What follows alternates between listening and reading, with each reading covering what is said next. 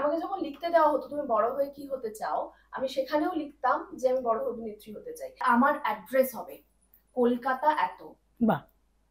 তো সেইটা আমি আজ করতে পেরেছি শুধুমাত্র সেই মানুষগুলোর জন্য যে মানুষগুলো আমাকে অপমান করেছিল। প্রত্যেক মেয়েই যারা মা হয়েছে তারা প্রত্যেকেই বোঝে, বাট আমার ক্ষেত্রে আলাদা ছিল এই জায়গা থেকে। ওই বাচ্চাটার যে হাসি না, সেটাতে বোধহয় কাটা ব্যথাটা বোধহয় বোঝা যায় না, আমার মনে হয়েছে এটা। সে কারণ এক এক দিন এক একজনের ডিউটি থাকে, তো ওরা ঠিক জানে না যে এই বেডের পেশেন্টের সাথে কি হয়েছে। তারা বারবার এসে জিজ্ঞেস করছিল বাচ্চা কই। আমি তখন বলছিলাম নেই, মারা গেছে। এই সময় অনলাইনে আপনাদের সকলকে স্বাগত জানাচ্ছি, আমি আরাত্রিকা। আজ যেখানে পৌঁছে গেছি সেখান থেকে শুরু হবে একটা লড়াইয়ের গল্প। শুধু লড়াই নয়, জিতে যাওয়ারও গল্প।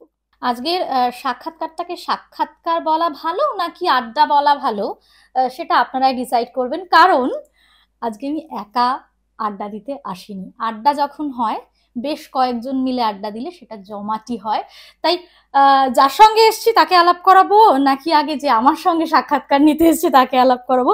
সুস্মিতা দি আমারই সহকর্মী, এসছি আমরা দুজনে, সুস্মিতা দি এবং আমি আরাত্রিকা এসছি সুস্মিতার বাড়িতে। নমস্কার নমস্কার নমস্কার। ধন্যবাদ।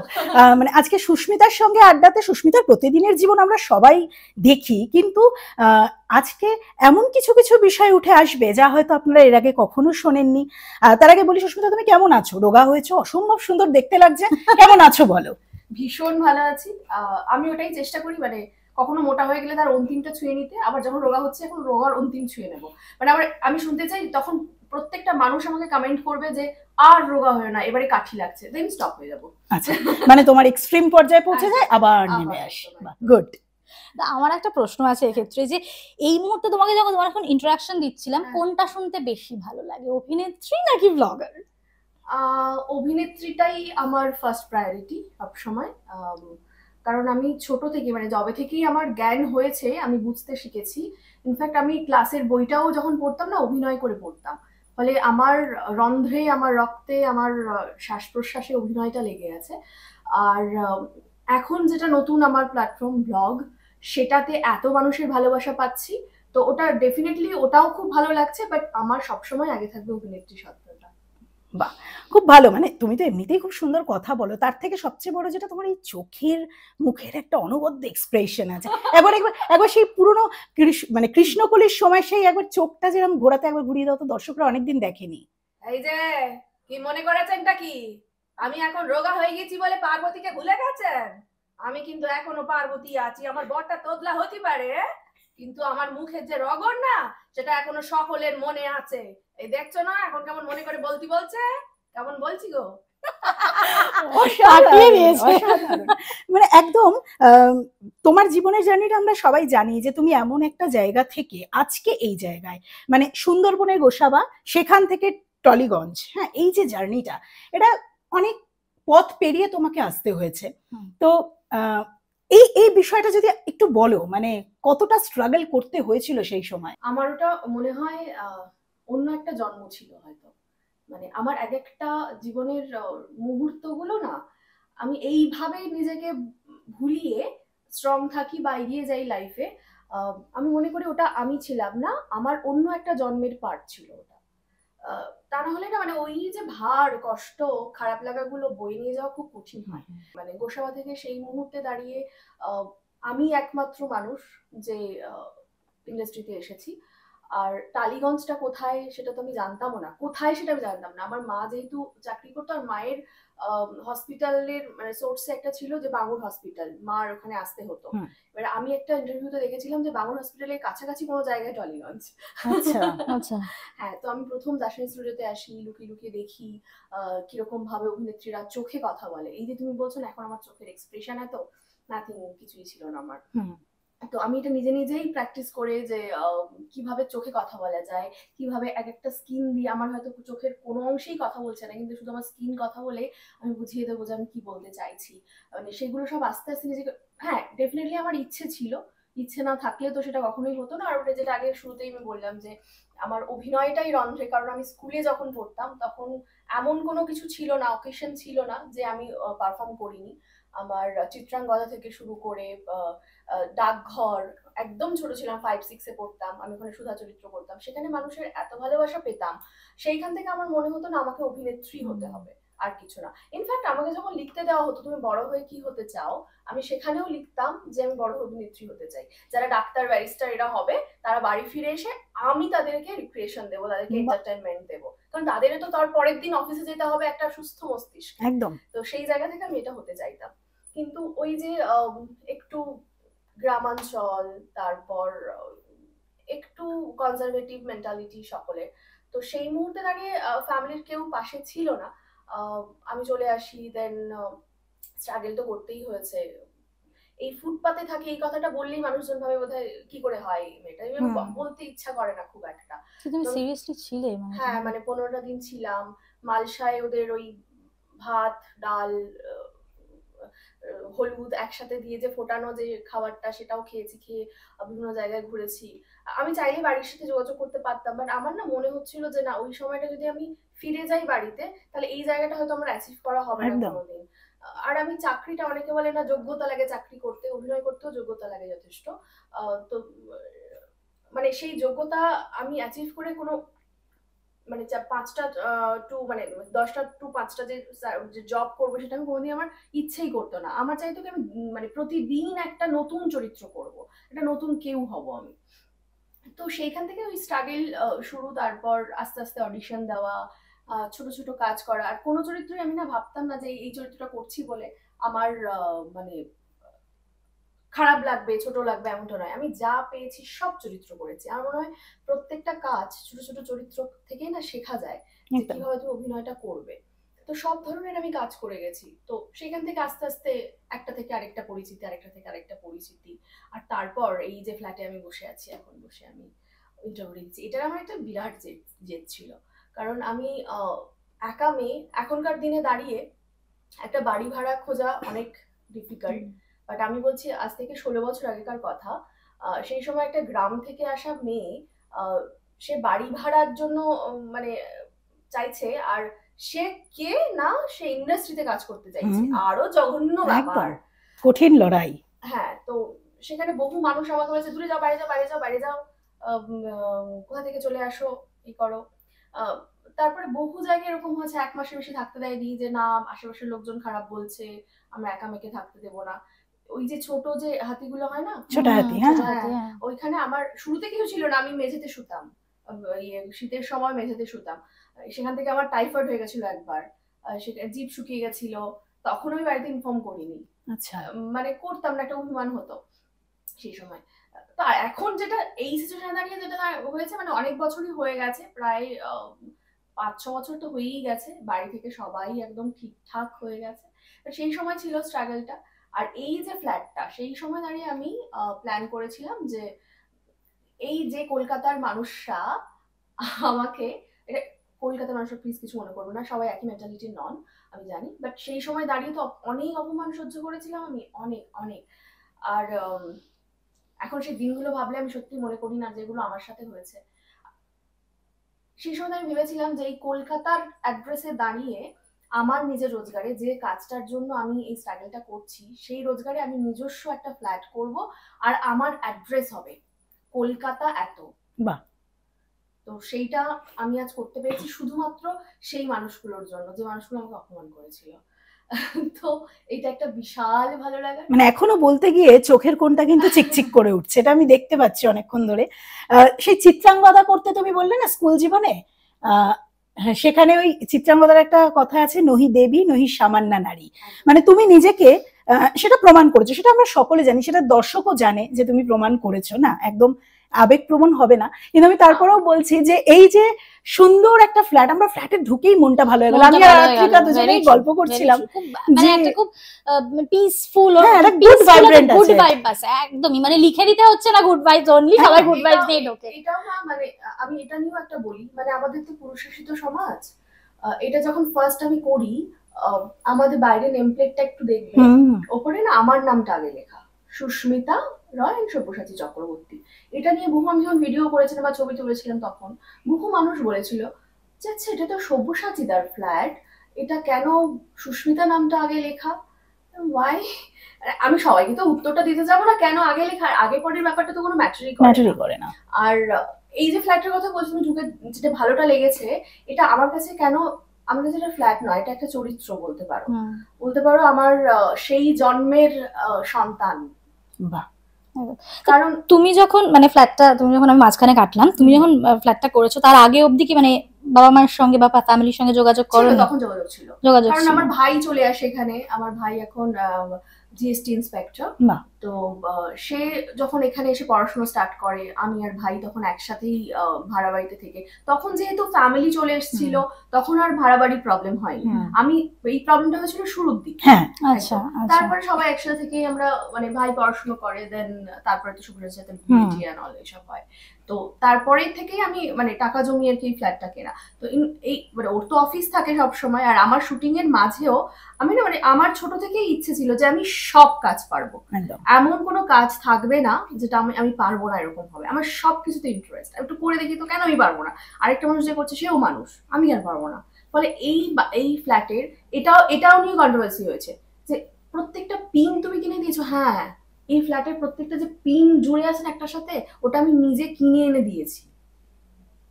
তুমি তো বললে এটা তোমার একটা সন্তান, মানে এটা সন্তানের মতো একেবারে। হ্যাঁ, তো সেটা কি বললে খুব অপরাধ হবে যে হ্যাঁ এটা আমি নিজে করেছি?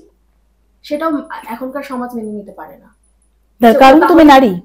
আমি জানি না, মানে সেটা মেনে নিতে পারে না। মানে ইটস ভেরি আনফরচুনেট যে 2025 এ দাঁড়িয়ে ইন্টারভিউটা এভাবে আমাদের নিতে হচ্ছে। কারণ এরকম আর কমেন্ট এসছে, তুমি সব যখন করেছো তাহলে বাকি বাড়ির পুরুষ মানুষরা কি করেছে? আচ্ছা, তারাও ডেফিনেটলি অন্য কিছু করেছে, কিন্তু এই ফ্ল্যাটটা পুরোপুরি আমিই করেছি।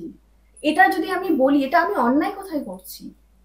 না তো। তুমি কি এইগুলোতে খুব বেশি ভাবিত হো, মানে খুব বেশি ভাবো না। কে কি বললো, লোকে কি বললো, কোট আন কোট? একদমই ভাবি না। আমি আজ মানে যে মানুষগুলো বলে, সেই মানুষগুলোর একটা প্ল্যাটফর্ম আছে, এটা মানুষ তাদেরকে আমি বলতে পারবো, তাই আমি বলছি। আমি এটা নিয়ে না আলাদা কোনো ব্লগ বানিয়েছি, না আলাদা করে তাদেরকে রিপ্লাই করেছি। আমি তাদেরকে একটাই কথা বলি, ওম শান্তি। তুমি তো একটু আগে বলছিলে যে তোমার অভিনয় সত্তাটা সবার আগে, যেহেতু ওটাই তোমার প্রাইমারি মানে লক্ষ্য আমি বলবো। অভিনয়ের সুযোগ পাওয়া, ইন্ডাস্ট্রিতে ঢোকা, আমরা একটা কথা আছে না যে ইন্ডাস্ট্রিতে ঢোকাটা ভীষণ কঠিন, ঢোকাটা ভীষণ কঠিন না টিকে যাওয়াটা কঠিন? সুস্মিতা কি বলবে আজকে দাঁড়িয়ে? দুটোই না খুব কঠিন। যদি মানে ঢোকাটা তো একটা মানে অন্য ধরনের একটা কঠিন লড়াই, আর টিকে যাওয়াটা বোধহয় তার থেকেও বেশি লড়াই। মানে বহু মানুষ আমি দেখেছি, মানে আমার সময় যারা এসেছিল ইন্ডাস্ট্রিতে, অনেকে হারিয়ে গেছে, অনেকে আমার থেকে আরো অনেক উঁচু জায়গায় পৌঁছে গেছে। টিকে থাকতে হবে, সেটা সংসার জীবন হোক, নিজের জীবন হোক, বা তুমি যে প্ল্যাটফর্মে কাজ করছো, সব জায়গাতে টিকে থাকতে হবে, তাতে থাকছে। এই সংসার জীবন বললে বলে আমার না একটা মনের ভিতর ভীষণভাবে কৌতূহল, একটা প্রশ্ন আমাকে করতেই হবে। সেটা হচ্ছে যে আমাদের দেখলে লোকে পালায়, মানে এই সাংবাদিক আসছে মানে এরা ভুলভাল প্রশ্ন করবে, আমাদের নিয়ে একটা ধারণা তো আছে, এই হাড়ির খবর খুঁজে খুঁজে বের করবে। সেখানে সুস্মিতা কি করে তুমি সাংবাদিকের সাথে বিয়ে, অভিনেত্রী সাংবাদিক একেবারে, এটা দারুণ কম্বিনেশন। এটা কি করে হলো? এটা বিয়েটা কিভাবে, মানে অ্যাকচুয়ালি তুমি জানতে চাইছো আমাদের বিয়েটা কিভাবে? হ্যাঁ, বিয়েটা কিভাবে এবং তুমি কিভাবে মানে সাংবাদিকের প্রেমে পড়লে আর কি? অ্যাকচুয়ালি শায়ক আর আমি একটা সিরিয়াল করতাম, সেটা 2016-তে। সেই সিরিয়ালের ও শায়ক ছিল আমার দেওর, অন স্ক্রিন দেওর ছিল। আর সেই সময় আমিও চাইছিলাম সেটেলড হতে, আর সব্যসাচীও চাইছিল একটা মানে প্রেম করবে, একটা মেয়ে খুঁজছিল সেই সময়। প্রেম করবে মেয়ে খুঁজছিল। তো সেই সিরিয়ালে দুজন মহিলার প্রতি ওর ভালো লাগা ছিল, এক হলাম আমি, আর একটা নাম বলবে? আর একটা নাম বলবো না। ও এর সাংঘাতিক ব্যাপার হচ্ছে। তো আচ্ছা, সে কি জানে? সে জানে না। তাহলে কি না বলাই ভালো। কিন্তু বাড়িতে আমরা দুজনে এসেছিলাম। জেনেই গেল যে এসেছিল ওর সঙ্গে। না না, অজস্র লোক আসে। ও আচ্ছা আচ্ছা। তো সেইখান থেকে শায়ক আমার ফেসবুক থেকে ওর দাদার ফেসবুকে একটা ফ্রেন্ড রিকোয়েস্ট পাঠিয়ে দেয় সেই সময়। সেখানে আমি অ্যাকসেপ্ট করি, আমাকে দেখাই দেখ আমার দাদা এরকম, আমিও ঠিক আছে চল কথা বলাই যায়, এরকম একটা বিষয়। তো সেই সময় মনে আছে দোলের ঠিক আগে 1 সপ্তাহ আগে ওটা করেছিল। তো ওই জাস্ট ফ্রেন্ড রিকোয়েস্ট পাঠাও, ওইটুকুই শেষ, মানে আর তারপরে আর কোনো রকম কিছু হয়নি। দোলের ঠিক একদিন আগে সব্যসাচী ফার্স্ট আমাকে মেসেঞ্জারে মেসেজ করে যে কাল তো দোল, কি করতে চাও? রিপ্লাই করেছিলাম রঙিন হতে চাই। মানে বসন্ত দোরগোড়ায়। হ্যাঁ বাবা, সাংঘাতিক ব্যাপার তো, মানে হয়ে গেল সুন্দর। অনিল? হ্যাঁ ব্যাস, তারপরের দিন আমাকে রেটে নিয়ে যাচ্ছে, গেস করো কোথায় নিয়ে যেতে পারে? সাংবাদিক তো কোথায় নিয়ে যাবে? নিয়ে যেতে পারে আমাকে? কি জানি, স্টুডিওতে নিশ্চয়ই নিয়ে যায়নি। মিট কোনো মেয়ের সাথে কোথায় নিয়ে যেতে পারে আমাকে ইমপ্রেস করার জন্য? ইমপ্রেস ইমপ্রেস করা, ইমপ্রেস আমি সাংবাদিক, বলো কোথায় যেতে পারে? সাংবাদিকরা ইমপ্রেস করার জন্য যে হ্যাঁ, কোথায় নিয়ে যেতে কোথায় পারে, নিয়ে- সাংবাদিকরা ইমপ্রেস কোনো করতে খুব একটা assignment চায় না। হতে আমি পারে। জানি পারবে না। প্রিন্সেপ ঘাট না না, অত কিছু হলে তো এটা তো বলতোই guess, না, হ্যাঁ, প্রশ্নটাই হ্যাঁ, আসতো না। করতো না। আমাকে স্কুটি করে নিয়ে গেছিল একদম গ্রামে, আচ্ছা, একটা চাম্পাটির ওদিকটা একটা মানে কি বলবো, দুদিকে ধান ক্ষেত, এটা শাহরুখ খান। মাটি, তার মধ্যে দিয়ে, না ও বোঝাতে চাইছিল, তখন জানতো না আমি গ্রামের। ও চাইছিল যে আমি, ও প্রচুর জানে, ঠিক আছে, ও তখন বলছে এইটা না এই গাছ, ওটা এই গাছ, আরে না ওটা ওই গাছ নয়, এটা এই গাছ।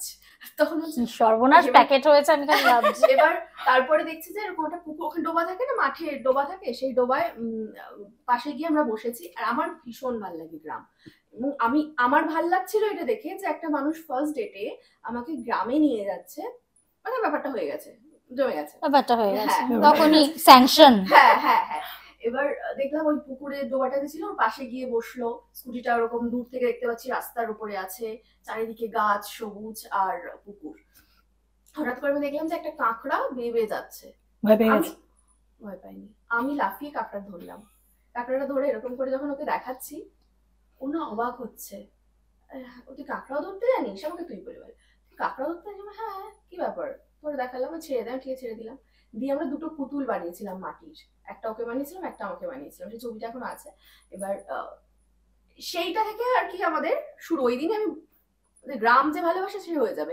আস্তে আস্তে এবার আমি বললাম যে বেসিক্যালি আমি এই জায়গার এবং এই ব্যাপার, বলছে আমি তো এখানে ইমপ্রেস করতে নিয়ে আসলাম, উল্টে আমি ঘোল খেয়ে গেলাম, যে সবই দেখি তুই আমার থেকে বেটার জানিস, তাহলে বাড়ি চল।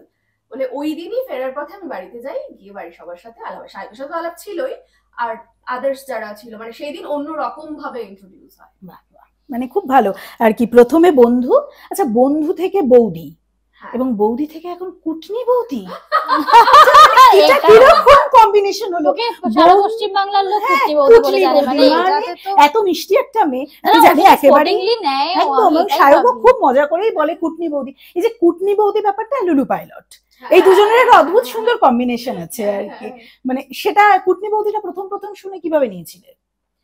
অ্যাকচুয়ালি না, মানে এটা কেউই জানে না কুটনি বৌদিটা কিভাবে এলো, এটা ফার্স্ট টাইম মানুষজন জানবে। সেটা হলো যে আমি প্রথমে তো ফেসবুক ব্লগ করতাম না, সায়কই ফার্স্ট করতো, তো আমাকে বললো তুইও স্টার্ট কর না, বললাম ঠিক আছে করা যাক।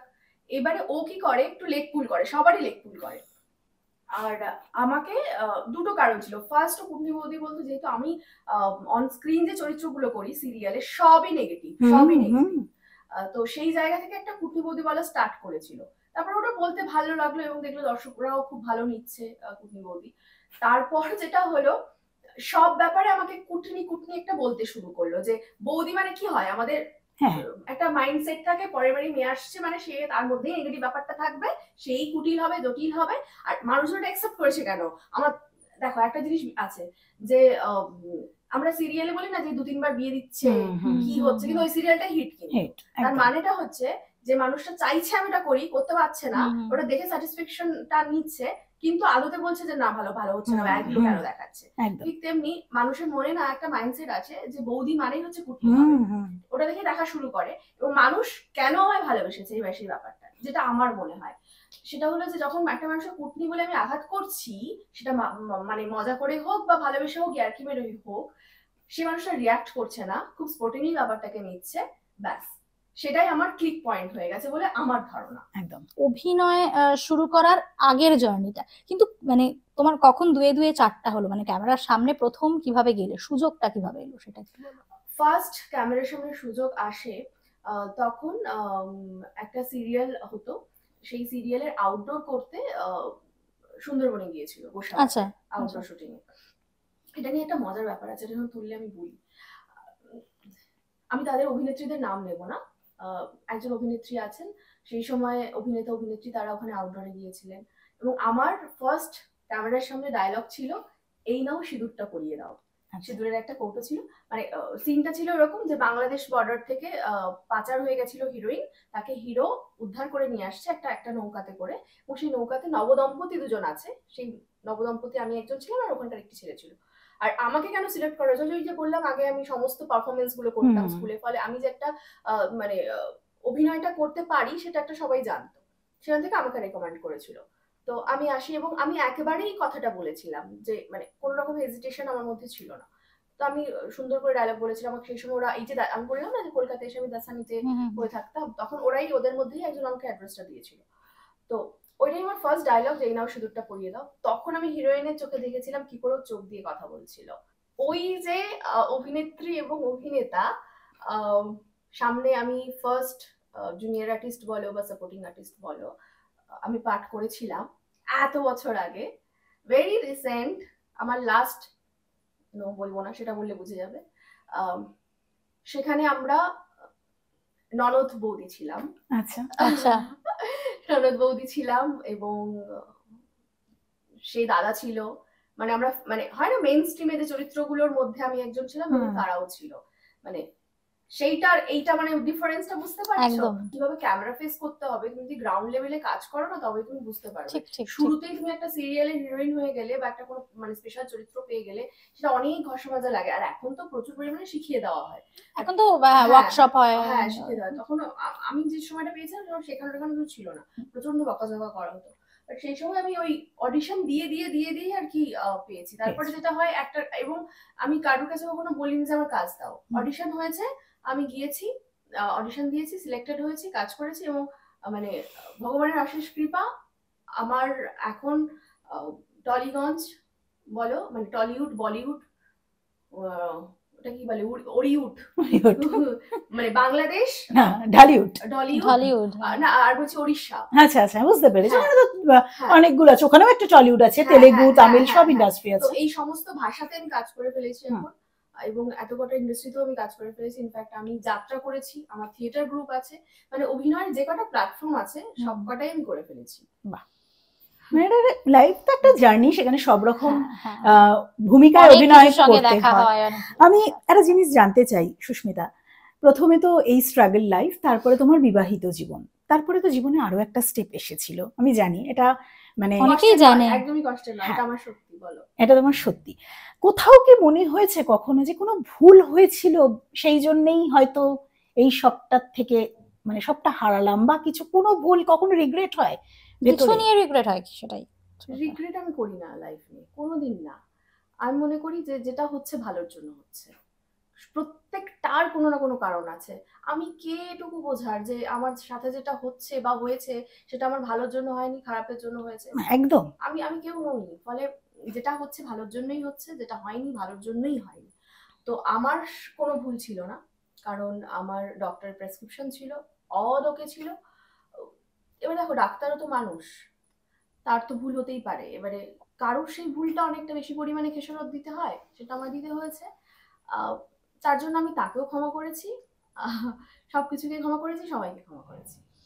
আমার খুব একটা জিনিস মনে হয় কমেন্ট পড়ে, বা শুধু তোমার ব্লগ নয়, অনেকের ব্লগে এটা দেখা যায় যে খুব হ্যাপি একটা ফ্যামিলি যখন আমাদের চোখের সামনে আসে, পুঙ্খানুপুঙ্খ অনেকে বিচার করতে যায়, কিংবা অন্ধের মতো একটা কথা শব্দ বলে দেয় যে এটা পুরো মানে বেশি মেকিং নয় তো, পুরো ব্যাপারটা তোমার শাশুড়ি, তোমার দেওরের যে বন্ডিংটা, সেটা নিয়েও হয়তো এত হ্যাপি কি, মানে এই যে কিন্তুটা আসে জীবনে, যখন এরকম পিরিয়ড গুলো তুমি মানে এক একটা সিচুয়েশন আসে সেগুলোকে হ্যান্ডেল করছো, তখন কি এই মানুষগুলো এতটাই সাপোর্টিভ ছিল বলে আজকে তোমাদের সম্পর্কটা এরকম? আমি একটু এই সত্যিটা জানতে চাই। মানে কোন সময়ের সাপোর্টটা তুমি জানতে চাইছো? এক্ষুনি ও যেটা বললো যে একটা খুব টার্ময়েল, তোমার জীবনে তো একটা টার্ময়েল সময় গিয়েছে, মানে তোমার সন্তানকে হারানো, একদম খুব মানে খোলা ভাষায় সেটা সবাই জানে। না, কি বলতো, আমি না ওই জায়গাটা থেকে কখনো কাউকে ভালোবাসি না বা সম্পর্ক ভালো রাখি না যে আমার জন্য কেউ কিছু করলো বলেই হ্যাঁ, আমি তাকে সেই ভালোবাসাটা দেব। একদমই না। আমার শুরু থেকেই এই পুরো ফ্যামিলিটার প্রতি ভালোবাসা, ঠিক যতটা আমি আমার মাকে ভালোবাসি তার চেয়ে হয়তো অনেক গুণ বেশি তার মাকে ভালোবাসি আমি। তার কারণটা হচ্ছে অনেক সময় হয় না যে মানুষের একটা মনে থাকে যে শাশুড়িকে তো বেশি, তো নিজের মা তো নয়, শাশুড়ি মাকে কি আর অত দেখবে, তাই জন্য আরো বরঞ্চ আমার মার প্রতি যদি আমি নেগলিজেন্সি করেও ফেলি, আমি কখনো শাশুড়ি মায়ের প্রতি সেটা করি না। মানে এটা আমার মন থেকেই আসে। সেই মানুষটা আমার জন্য করলো কি করলো না সেটা আমার কাছে কোনোদিন ম্যাটার করে না। কিন্তু হ্যাঁ, টাচউড আমার, এটা আমি লাকি যে আমার শ্বশুরবাড়ির ফ্যামিলি প্রত্যেকেই ভীষণ ভালো মানুষ এবং মানে আমরা যেটা জানি যে প্রচন্ড কুটিল জটিল একটা পরিবার হয়, একদমই নয়, খুবই সহজ সরল এবং একটা অবিবাহিত মানুষ ঠিক যেভাবে কাজকর্ম করতে পারে, যেভাবে স্বাধীনভাবে চলাফেরা করতে পারে সমাজে, আমি ঠিক ততটাই স্বাধীনতা মানে পাই বলাটা ভুল হবে, কারণ স্বাধীনতা আমাদের প্রত্যেকের অধিকার, ফলে কেউ কাউকে এটা দেয় না। কিন্তু যেটা হরণ করে নেওয়া হয় অন্যান্য পরিবারে, সেটা আমার ক্ষেত্রে নেই, হয়নি। বেশ, তুমি ওই সিচুয়েশনটা বারবারই ওই কথাটাই আসছে, কারণ ওটা তুমি যেমন বললে যে তোমার জীবনের একটা সাংঘাতিক বড় সত্যি, কারণ ঝাপটাগুলো যখন আসে সেগুলো সামলাতে সামলাতে আমরা যখন একটা পরিণত মানুষে পরিণত হই অ্যাকচুয়ালি, সেই সময়টাকে অস্বীকার করা যায় না। তাই ওই সময়টার কথা বলবো, তুমি সেই সময় তোমার শুটিংও চালিয়ে গেছো, তুমি একাধিকবার বলেছো। তো মানে ওই ওই স্ট্রেংথটা পেলে কোথা থেকে, কে দিল? মানে নিজে ইনার স্ট্রেংথ তো থাকেই, পারিপার্শ্বিক স্ট্রেংথ না থাকলে এটা সম্ভব হয় কতটা আমি জানি না। সেই সময় না আমার শুধু মনে হচ্ছিল আমাকে বাঁচতে হবে, এটা বলতে পারো আমি নিজের জন্য করেছি।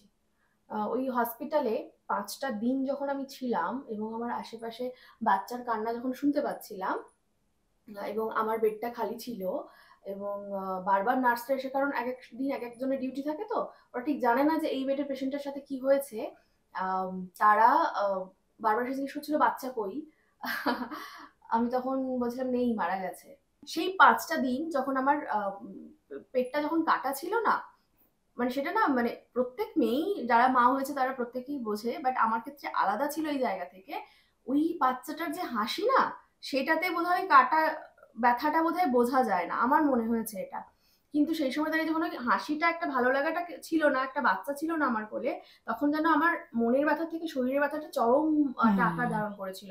ইনফ্যাক্ট আমি কাঁদিনি সেই সময়, হয়তো আমি জানি না, মানে প্রচন্ড চিৎকার দিয়ে কোনো যদি কান্না হয়, আমি আজও কাঁদিনি, কারণ সেই কষ্টটা এতটাই আমি নিজেকে দমিয়েছিলাম, কারণ একটা ছোট্ট কাশলেই তো ব্যথা লাগছে কাটা জায়গায়, সেখানে আমি কাঁদবো কি করে।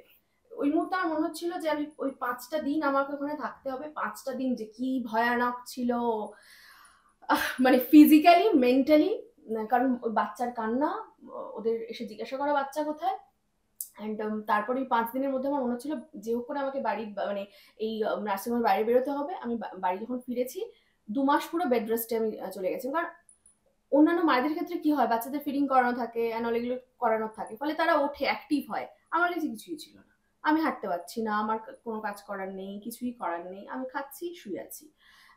এটা হতে হতে যেটা হয়েছিল, ওই 2 মাস যদি আমি টানা শুয়েছিলাম, আমি আমি এই হাঁটুটা না লক হতো না, মানে আমাদের হাঁটতে গেলে স্ট্রেংথ লাগে তো লক করতে লাগে, সেটা লক হতো না। আমি নতুন করে আমার হাঁটা শিখেছি আর কি, ধরে ধরে, মানে আমার হাঁটাটা ভুলে গেছিলাম।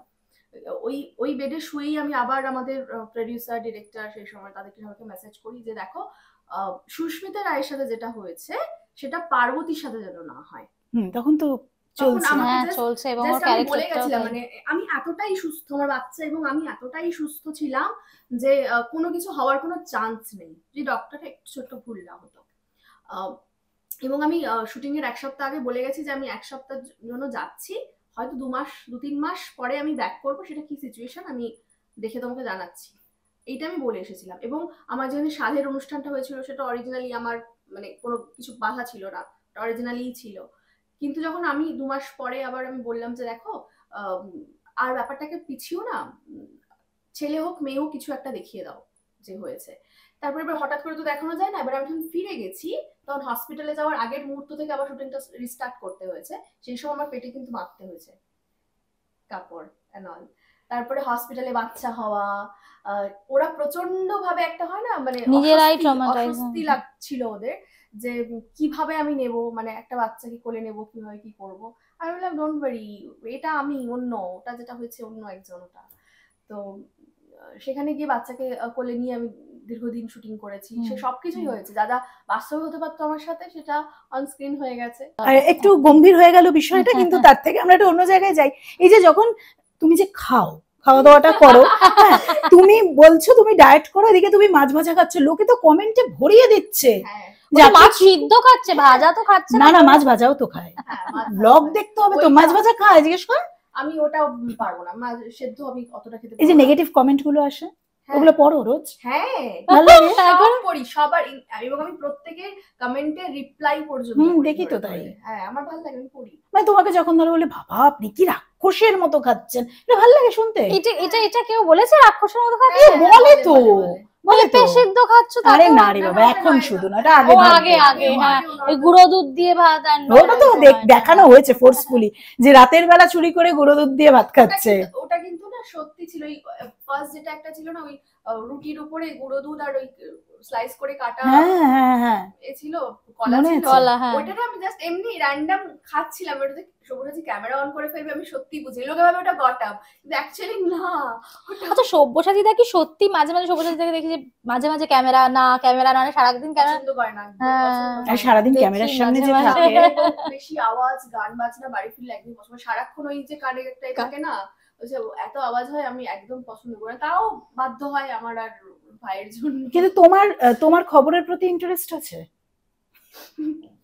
একটু অপ্রস্তুতে ফেললাম, মনে হচ্ছে পরের প্রশ্ন চলে পেজ 3 এর প্রতি ইন্টারেস্ট আছে, পেজ 3 এর প্রতি ইন্টারেস্ট আছে, নিশ্চয়ই আছে।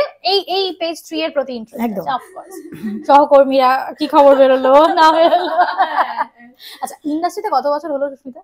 ওই যে বললাম 16 বছর। 16 বছর। তো 16 বছরে ওই যে তেমনটা তুমি বলেছো তুমি সবকিছু একসেপ্ট করতে পারো, তাই আমি বলছি যে এত লম্বা একটা জার্নি, আরো মানে আমাদের তো চাওয়ার শেষ থাকে না, তুমি সফল, কিন্তু আরো ব্যবহার করা যেত, এটা মনে হয়? বাবা, এটা প্রচন্ড পরিমাণে মনে হয় আমার, প্রচন্ড পরিমাণে মনে হয় যে সেই সুযোগটা ডেফিনেটলি, মানে অনেক সময় কি বলতো, তোমার যে ট্যালেন্ট আছে, যেটা আমি বিশ্বাস করি, তোমার মধ্যে ট্যালেন্ট আছে মানে যে তুমি সেই কাজটা করতে পারবে, একদমই নয়। কিন্তু একটা ওই এক্স ফ্যাক্টর লাগে, কিছু তো একটা লাগে, যেটা মেবি হয়তো আমার নেই। কপাল। কপাল। আচ্ছা, মানে ডায়েট করে রোগা হওয়া যায়, কিন্তু কপালটা তো আর চওড়া করা যায় না। না, সেটা করা যায় না। ফলে সেই জায়গা থেকে, তবে আমার বিশ্বাস ছিল যদি করা যেত, আমি কিছু কিছু, আমার একটা শর্ট ফিল্ম আছে যেটা দুবাই ফিল্ম ফেস্টিভ্যালে অ্যাওয়ার্ড পেয়েছে, সেই অভিনয় দেখে আমাকে কিছু বাইরের দেশের মানুষ যারা ফিল্ম সংক্রান্ত বিষয় থাকে, তারা আমাকে অনেক বড় মাপের মানুষজনের সাথে তুলনা করেছিলেন।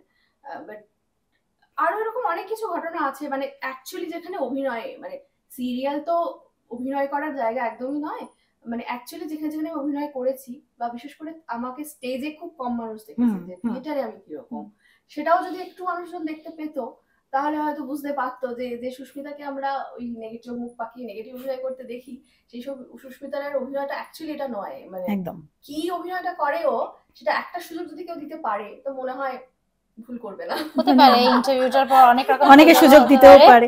কিন্তু সুস্মিতা, পিয়ারটা মনে হয় না যে খুব দরকার, একটা ভালো পিয়ার করা নিজের? জনসংযোগ কি খুব খারাপ? আমার না ভীষণ অ্যালার্জি, সে কি? ভীষণ অ্যালার্জি, বিশ্বাস করো। আমি না মানে এটা আমি জানি না কিভাবে বলবো, আমি কাজ করি এমন একটা দুনিয়ায় যেটা পুরোটাই মিথ্যে, মানে সিরিয়াল তো বেসিক্যালি তো সত্যি নয়, ঘরের ঘটনা, সাধারণ ঘটনা। আমি একটা ফেক দুনিয়ায় কাজ করি, আমি ফেক ভাবে মিশতে পারি না। আচ্ছা, এটা আমার বিরাট সমস্যা। মানে ধরো আমরা যেটা কি করি, আমি কাউকে অফেন্ডেড না করেই বলছি, আমরা জেনারেলি কোনো পার্টিতে গেলাম, যে হাই হ্যালো কেমন আছো, জানিস তো আমি পারি না। এবার যখন তুমি ওই ওই ওই চোখ টানানোটায় তুমি যখন সঙ্গ দেবে না, তুমি এক ঘরে হয়ে যাবে। আমি এটা একদমই পারি না। আমি সিরিয়ালের ক্ষেত্রে, আমি আমার কাজের ক্ষেত্রে আমি মেকআপ রুমে আমি এটা কখনো করতে পেরেছি না, আমার বাস্তব জীবনে পিয়ার করার জন্য তাহলে শোনো না, তোমাকে আমার ভীষণ ভাল লাগে, তুমি না কালকে চলে এসো। আমি সত্যি আমার যদি ভাল লাগে না, সে মন থেকে ওটা আমার মনে ভালো লাগে, মনে থাকবে। আমি সেটা কখনোই বলতে পারি না। আর বিশেষ করে কাজের জন্য, স্বার্থের জন্য আমি কাউকে ব্যবহার করব, এটা আমি আজও পাইনি। সেটা আমি আমার কাজের জন্য, যদি মানে সিরিয়ালের ক্ষেত্রেও না, আমার ব্লগিং এর ক্ষেত্রেও নয়।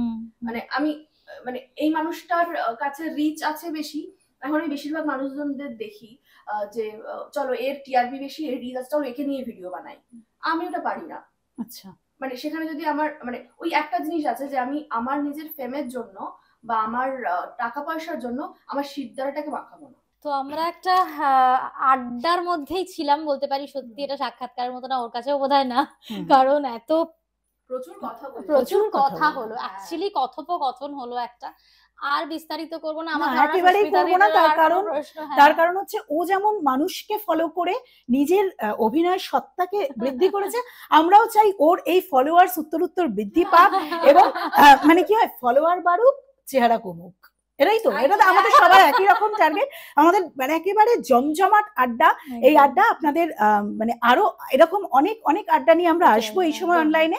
আপনারা সকলের চোখ থাকুক এই সময় অনলাইনে।